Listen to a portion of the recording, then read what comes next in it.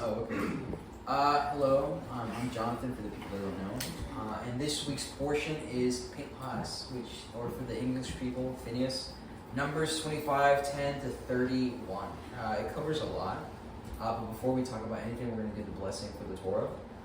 So, Roca Eterna, Barak, Roca Eterna, Barak Ne'elam Ba'ed, Roca Eterna, Elokeinu melech ha'olam, Asher b'churbanu mikol ha'amim, v'natan lanu Torah, Roca Eterna, Noten ha'Torah. So this portion talks about Phineas, or Pinchas, and we already know a lot about his story. If you haven't, he turned those two people into a shish kebab, and then he gets a reward for doing that. But it also covers a lot of stuff in this portion. It also covers, what is it, the daughters of Zelophehad? Yes. If I'm not mistaken. It covers a lot of stuff. It also talks about the offerings for the Sabbath, the monthly one, and the feasts. So I wanted to talk about those, but I didn't know where to start. Like, what do I talk about? But luckily, we have this thing from Rico, the methodology stuff. So what I did, I took each methodology, and I made questions for each subject. So for the covenants one, I was going to ask, why do we have to do these things year after year? Why do we got to do Shabbat weekly? What's the whole point? Why don't we just do it once and get it over with, right? And then just not worry about it. Why do we got to do these things year after year? And then when it came to righteousness and justice, what's the difference between Israel's tribute that they have to bring for the feast and the nation's tribute? Is God being fair with Israel? How does that compare with the other nations? We also have sacred spaces. Why do the offerings have to be at the temple or the tabernacle? Why can't I just do it at my house? Why can't I be lazy? We got new creation. Is there a pattern of new creation in the feasts? We have honor and shame. How did God treat Israel versus how did the gods treat the nations? Is there a difference there? And also we have God's sacred days and the nation's sacred days, and how they relate to chaos and order, and how they are very different and the same. So I'm not going to cover each of these subjects because I'm going to make it really boring for you guys if I do that. But I'm just going to cover three. So these are the main three that I'm going to talk about for this class. So to start off, why does Israel have to observe God's sacred days year after year? If you guys remember, we talked about how there's two covenants in the ancient Near East. You guys remember? The people that were here. New people, you guys are okay, but there's two covenants in the ancient Near East. What are they? Come on. You know them. So it's the Royal Grant. And what was the other one? Oh, yes, but it has a specific name. I think somebody said political treaty. Open. But yeah, there was a Royal Grant and the political treaty. And these are going to be similar to other covenants that we see in the Bible.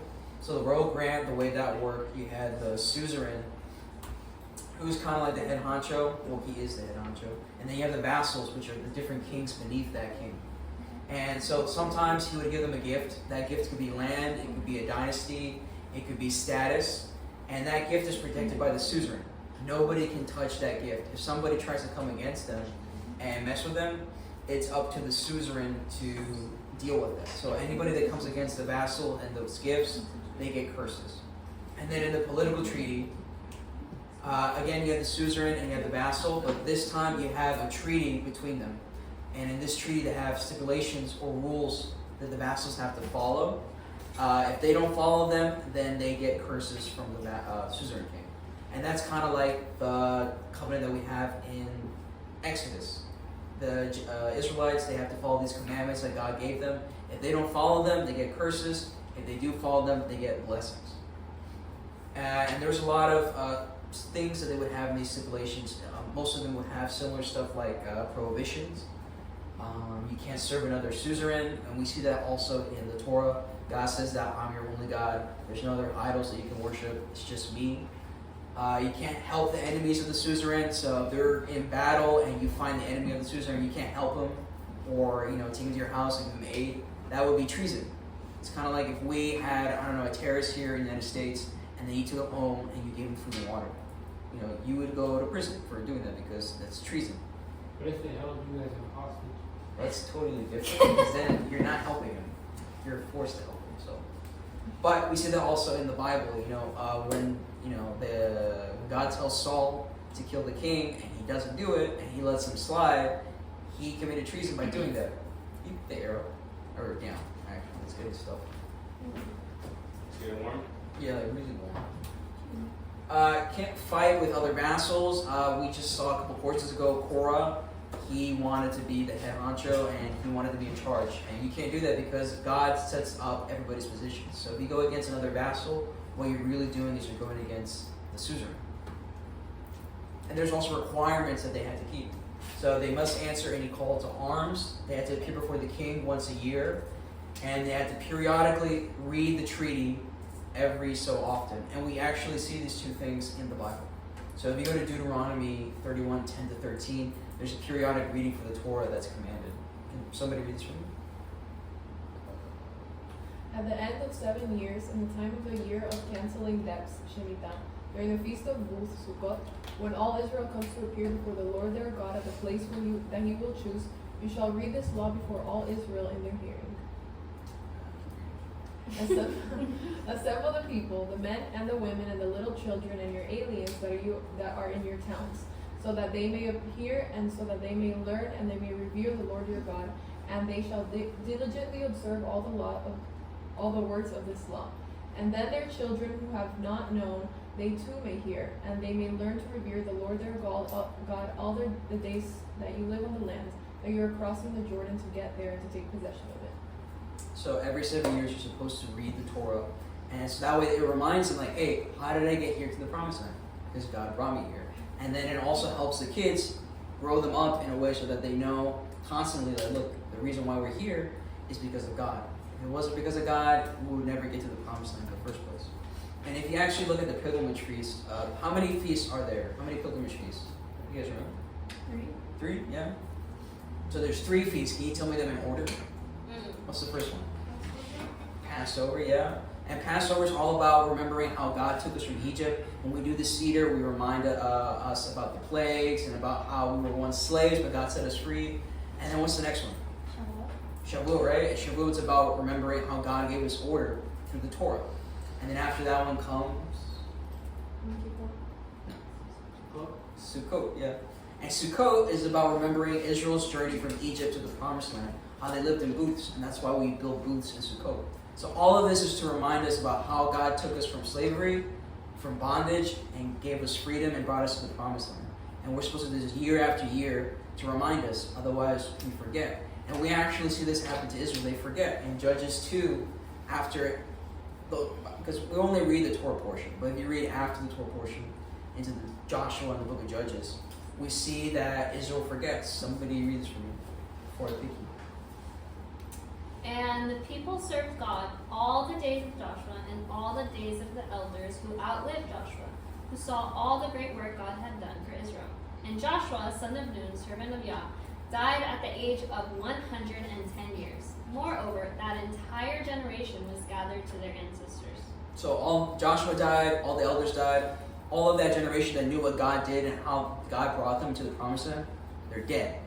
So there's nobody to remind the next generation, like, look, the reason why we're here is because God did miracles and we survived. Nobody had that experience. So then we see, if you can keep reading. Another generation grew up after them who did not know God or the work he had done for Israel. The Israelites did evil in the eyes of God, and they served the Baals. They followed other gods from the gods of the people who were around them. So do you think they were doing the periodic reading every 7 years? Probably not. You think they were really keeping the feast? No. They got lazy. And they got all the blessings, and then they forgot how they got them in the first place. And then that's how they lost the faith, because they started looking at the idols.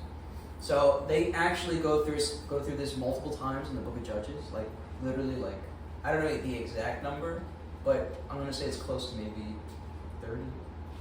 30 times. They go through this cycle where, they have the good times, everything's going great, and then they forget about God, and they start worshiping the idols. And then that leads to bad times where God's presence goes away. Along with that is his protection. And so they become slaves to their enemies. And then they cry out, God hears them, and he restores them because of the covenant that they have. And then they go back to the good times. And they keep doing it over and over and over again. And we look at them and we're like, wow, these people are really stupid. Like, if I was there, I wouldn't do that. That's what a lot of us think, right? Like, we're not that dumb. But we do the same thing, even today. And Lucas inspired me to look up some statistics from last week. I love his graphs; they were really nice. So I was interested in knowing what is the current statistics in the church. And I got this one from Church Trend. I think that's the website. So they have the decline in church attendance. So starting from the year 2000 to 2022, it started off weekly attendance. That dark blue line was 32%. People that didn't go at all was around 13%, and people that went once a month was also 13%. But if you see throughout the years, weekly attendance is going down, monthly attendance goes down, and the amount of people not going is going up, right? So now in 2024, we have 20% of Americans attend church weekly. So that's you guys, congratulations. 41% only attend once a month or more, and 57% never or rarely ever go to church. That's a big problem. What happened from the year 2000 to now? Before the pandemic, 3,500 people were leaving a day from church. That's 1.2 million in a year. That's not good for the church. They interviewed millennials, which is the last generation before you guys. They asked them why are you leaving the church? And they had some good reasons. One of them was I didn't really grow up going to church, and that makes sense. I listened to my dad. His dad was a pastor, my grandfather. And he talks about how the church was very involved with the community. Everybody went to church. There was not that many people that didn't go to church. It was a very crucial part of the community. But now people didn't really grow up doing that. They did not used to going to church or having it as part of the community as it used to be. And why is that? Because you have things like church scandals. You have people like T.D. Jakes, Joel Osteen, all those prosperity, charisma, gospel guys. They scare people away because they look at that and they're like, wow, that's what the Bible is, and then they walk away. There's also other stuff like crazy scandals. You told me about Hillsong. I forgot about Hillsong. They have I think 20 scandals every year. Hillsong United? Yeah. They always have crazy stuff going on. Always. Evolution too, right? Evolution. Revolution. No. It was another. I don't know. There's always a bunch of groups and they have the craziest scandals. You're like, whoa! I thought that we're believers. It doesn't affect me because I have my own personal relationship with God. But other people, it's like, whoa, they're believers. Why do I have to believe in this? So they start getting doubts. And there's also polarization. I'm pretty sure you guys know by now in the United States, everybody's very polarized. Either you're the elephant people or the donkey people. You can't be in between. You can't be my friend. And the same thing happened in the church. They kind of started splitting everything in one side and that side, and that also scared people away because they're not focusing on the Bible. We got too polarized. Then they asked Gen Z, which is you guys. You guys are Gen Z. They asked them, what are they looking for in the church? So in the survey, they got a lot of faith practices that are immediately relevant to their daily life. They want immediate solutions. They don't want to talk about prophetic stuff that's going to happen in the future, or stuff that doesn't really matter. They want immediate fixes. And also, they want positive impact on the world. They want to be able to make a change in the world right now. That's one of the two big takeaways from Gen Z, which I've noticed a lot of the Gen Z are very empathetic. That's the word, right? Very emotional, very empathetic, which is good. So these are various topics that they asked them to rate, and they took the average of that rating, and these are the top topics. So the top one, for the people that can't see it, top one is helping people, helping the poor, forgiveness. So a lot of empathy, trying to help people, making a difference. What is my purpose in life? What happens after death? Depression, anxiety. Why does God allow evil? Mental health, doubting beliefs, doubts about the existence of God, community involvement, suicide, getting to know who God really is. And so if you notice, a lot of the stuff is fundamentals about God. So they should know those fundamentals, but they're not learning those fundamentals. So the question is why. A lot of emotional things going on, a lot of mental health issues that they're having. The question again is, why are they having all these issues? And you see that they really do want to help the community, which is good. And I think, this is my personal opinion, I think a lot of us, we grew up with the computer, right? We grew up with the computer, social media. We did not really grow up with communities like our parents did. So I think even though we're socially awkward, some of us, not all of us, we do crave that social connection because we're social beings. That's how our communities form. So I think a lot of us want to get involved with the world and make our impact in the world, right? And like I said before, this generation is a very empathetic generation. And that's good, but it can also make you manipulated. Like I just saw last week, there was people spray painting, one of the bells in Washington, D.C. with Hamas and stuff like that. And they were interviewing this guy, and he was talking about Hamas is a freedom-fighting organization, and they're revolutionaries. We need to support them. And that's crazy because Hamas, they have suicide terrorists. They indoctrinate their kids to kill Jews. They kill gay people. So I don't know why those people are supporting them. And they do all these crazy stuff, but people support them because they get told like, well, Israel is oppressing these people, and that's not fair, right? You don't want people to be oppressed. And they don't do their research, and they just go with the emotions. So like I said, being empathetic is very good because it makes you to do actions to help people. But if somebody manipulates you, which happens all the time, you can end up doing things that are not correct because you're just blinded by your emotions. And the Bible does talk about that. It says that, be careful with your heart because I only know the Spanish word, which is engañoso. I think that's deceitful, right? So that means like your emotions, even though they are good, they can also manipulate you into doing things that are wrong. So don't go by emotions, go by, well, in the science way it will be your prefrontal cortex, but go with what your soul says. So they found that 72% of non-church going Gen Zs have doubts about the existence of God. That's a very big problem. There was a story I saw, it was trending last week on YouTube. It was like a 40-minute video. This neuroscientist, he studied for like 10 years to be a neuroscientist, and then he just quit. He quit and he left to the mountains. So he's recording this from the mountains. There's like this river behind him. There's like this nice mountain peak. And he has this whole YouTube channel where it's him and his dog in the mountains.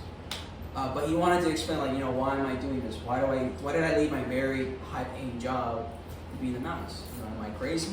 And so he started giving his background story about how he wanted to be a scientist because he saw there was research about robotic arms and how they could be manipulated with the mind through thought. So he's like, I don't want to be involved with this. So he gets involved with neuroscience. It's really cool, but then he sees that it's not exactly the way he thought it was. Not because he wasn't really into it, but because he saw things that he was not happy with. So he was talking about how neuroscientists, they have to practice a lot on the spine rather than the brain, because a lot of injuries are not brain related, but spine related. So he had to go through a lot of, clinicals where he would, assist with spine surgeries. And so he would get a lot of people with bulging discs, nerve problems, things like that. But what he was saying was that they wouldn't really give a solution. They would do workarounds. So if you had a bulging disc, they would cut a section out so that the nerve wasn't hitting against the disc. So it's not a solution. It's like a temporary fix. It's like if I go to the tire shop and they give me a spare tire instead of giving me a new tire. So he wasn't really fixing people. And that kind of put him down. And sometimes even the surgeries wouldn't help those people, so they're still in pain. So that's depressing. But he noticed that there was people that all of a sudden they didn't need surgery anymore. And so, like, what's up with that? Like, you needed surgery for a bulging disc, and now you're okay. What's going on? So he would interview those people, and he asked them about their diet. They had a very specific whole foods, more vegetable-based diet. They asked them about their social life. They had a lot of good friends. They asked them about their stress. A lot of them, they did like mindfulness, and they managed their stress levels a lot. Just grab a chair or sit somewhere. Oh, you can sit in the front. Yes, there's a nice front row. I'd rather sit in the back. It's my brother. But yeah, so they asked him about all these things, all these, what is it called? Varieties? No. Variables, yeah. They asked him about that, and so he noticed that people that really kept their health in check, they would see healing processes in the spine and all these other things. And so he saw that, and he saw what the hospital was doing. The hospital wasn't really healing people. It was just patching them up and then sending them out because they made money. They made money off of those people, and he didn't like that, so he left. But the whole point of the story that I'm trying to make is that he saw that stress was affecting people in a certain way. So if you actually see how stress can affect your body, there's a lot of symptoms that can happen. You can have joint pain. You can end up getting diabetes. It can affect your mental health. You can get depression. You can get skin problems like psoriasis. Your intestines can get messed up, so you can get IBS and things like that. Your reproductive system, that's no bueno. Your heart, you can get high blood pressure. Stress is really bad. But all these things, they're not problems. They're symptoms. They're symptoms of an issue, which is stress. But stress itself is not a problem. the question is, what is causing that stress? Until you figure that out, you're not really going to get a solution, right?